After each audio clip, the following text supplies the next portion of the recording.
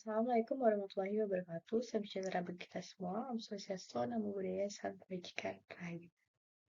Perkenalkan, nama saya Nabila Zara dari Prodi Masyarakat, Fakultas Ilmu Pendidikan Universitas Negeri Jakarta tahun 2023. Di video kali ini, saya akan mempresentasikan tugas pada mata kuliah pengembangan media pembelajaran pendidikan masyarakat mengenai jati diri dalam pemaknaan hidup. Baik, untuk yang pertama adalah elemen latar belakang, yang kedua adalah elemen bakat, minat dan bakat, yang ketiga adalah elemen menemukan jati diri, yang keempat adalah analisis SWOT, strategi menghadapi tantangan, yang kelima adalah pembelajaran dan pertumbuhan berkelanjutan, yang terakhir adalah ungkapan rasa syukur.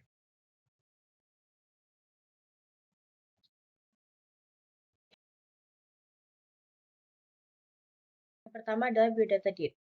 Nama saya adalah Nabila Zahra, tempat tanggal lahir di Ponorogo 30 Oktober 2003 dengan alamat di Jalan Jembatan Hitam 3 Desa Cijung, Kecamatan Tukareja, Kabupaten Bogor, dengan tinggi badan dan berat badan adalah 155 cm dan 46 kg. Makanan dan minuman favorit saya adalah rendang dan infused water. Hobi saya adalah mendengarkan musik dan menonton film.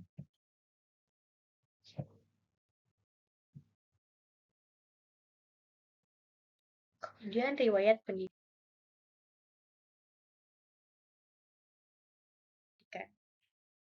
Saya bersekolah di SD Negeri Cijung 1, kemudian saya bersekolah menengah pertama di SMP Negeri 3 Cibinong, sekolah menengah atas di SMA Negeri 3 Cibinong, dan perguruan tinggi di Universitas Negeri Jakarta. Kemudian minat dan bakat.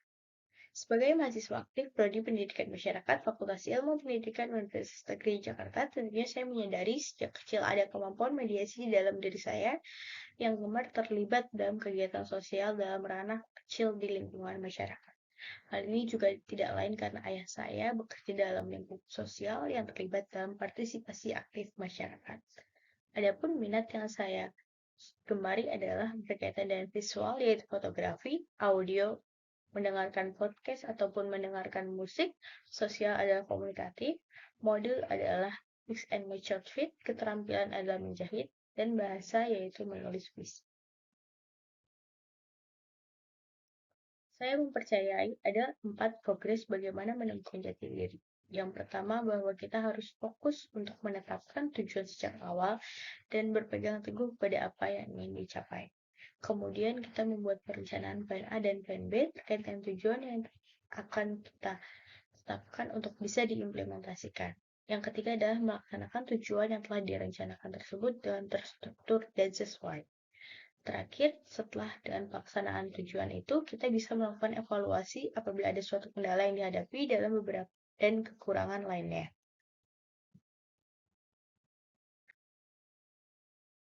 Selanjutnya kita ada analisis SWOT. Analisis SWOT ini berkaitan dengan strength, weakness, opportunity, dan threats.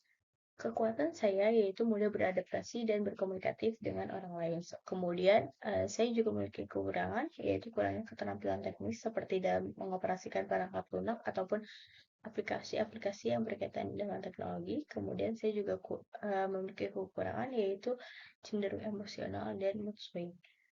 Peluang yang saya miliki yaitu bisa bekerja sama dalam tim dan terlibat dalam beberapa organisasi sosial. Ancaman yang dihadapi oleh diri saya yaitu cenderung pelupa dan boros.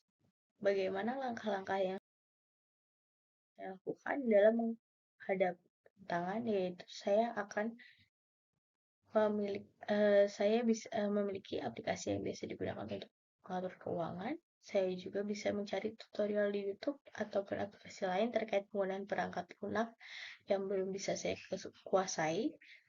Untuk mengurangi mood swing, saya akan memulai hari dengan senyuman dan mengurangi tingkat emosi diri. Kemudian, untuk mengatur waktu, saya akan membuat skala prioritas dan manajemen waktu yang baik agar sifat pelupa saya dapat diatasi. Yang terakhir adalah bagaimana cara saya membangun tenaga untuk bisa terus beraktivitas, yaitu dan memulai kebiasaan olahraga yang rutin.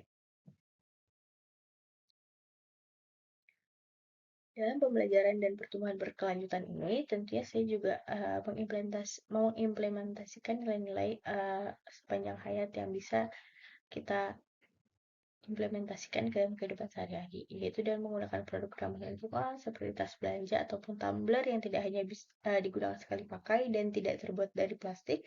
Kemudian adanya pengelolaan sampah seperti pemilahan sampah organik dan non-organik. Kemudian ada menghemat energi, memakai listrik dan air secukupnya, menggunakan transportasi umum, mengurangi karbon emisi yang dihasilkan oleh udara, kemudian peduli terhadap hewan di sekitar kita, dan yang terakhir adalah hidup minimalis dan sederhana untuk bisa menyesuaikan dengan kondisi apa yang kita butuhkan, bukan apa yang kita inginkan. Selanjutnya adalah ungkapan rasa syukur. Saya selalu bersyukur dan berterima kasih kepada Allah Subhanahu wa Ta'ala dan diri saya sendiri karena bisa mencapai titik di mana saya memiliki kesempatan untuk berkuliah di prodi pendidikan masyarakat ini, yang nantinya dengan pengetahuan yang saya miliki, saya bisa berguna untuk hidup orang banyak dan bisa diimplementasikan kepada masyarakat sekitar saya. Tentunya saya juga mendoakan orang-orang sekitar saya, khususnya teman terdekat saya dan keluarga, agar mereka bisa dikelilingi dengan hal-hal baik yang nantinya juga mendukung impian mereka. Demikian yang bisa saya sampaikan dari Taufiq Hidayah. Mohon maaf apabila ada kekurangan. Assalamualaikum warahmatullahi wabarakatuh.